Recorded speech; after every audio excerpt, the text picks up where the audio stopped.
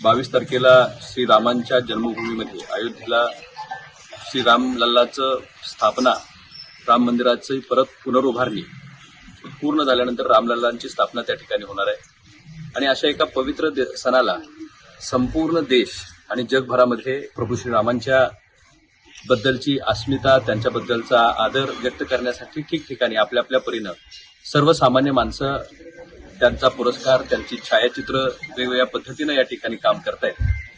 कर्नाटकमध्ये कालच मी माहिती घेतली की कर्नाटक शासनानं तिथल्या मराठी बांधवांनी जे श्रीरामांचे फलक लावले होते आणि त्याच्या खाली फक्त मराठीत श्रीराम लिहिलं म्हणून ते फलक उतरवण्यात आले।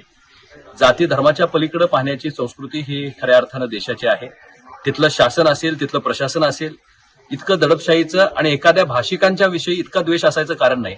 भारत देश हा विविधतेने नटलेला आहे, सर्व जाती धर्माने नटलेला आहे आणि तिथले मराठी बांधव जर खऱ्या अर्थानं श्रीरामांचा पुरस्कार किंवा त्यांना अभिवादन त्यांच्या भाषेमध्ये करत असतील तर त्यामध्ये गैर काय?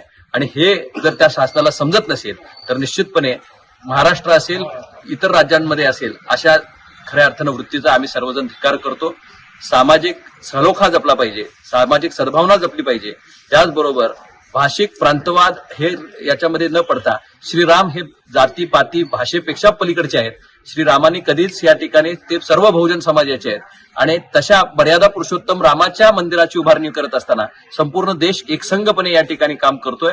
माझी कर्नाटक सरकारला या ठिकाणी सांगणं आहे की जर प्रशासन चुकीच्या पद्धतीने असं करत असेल तर वेळीच आपण त्या ठिकाणी प्रशासनाची कान उघडणी करावी, नसेल तर तुम्ही सुद्धा श्रीरामांचा अवमान करताय, धार्मिक भावनेचा अवमान करताय। इथं असणाऱ्या मराठी भावनांचाच नव्हे तर प्रभू रामचंद्र एका मराठी बांधवांचे नव्हे, संपूर्ण हिंदुस्थानाचं आराध्य दैवत आहे आणि निश्चितपणे यासाठी म्हणून कर्नाटक शासनानं कडक ती पावलं उचलावीत, अन्यथा त्याचे परिणाम महाराष्ट्रामध्ये दिसतील।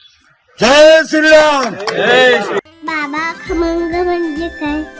याला म्हणतात खमंग, गोकुळ तुपातलं खमंग म्हणजेच गोकुळ तूप।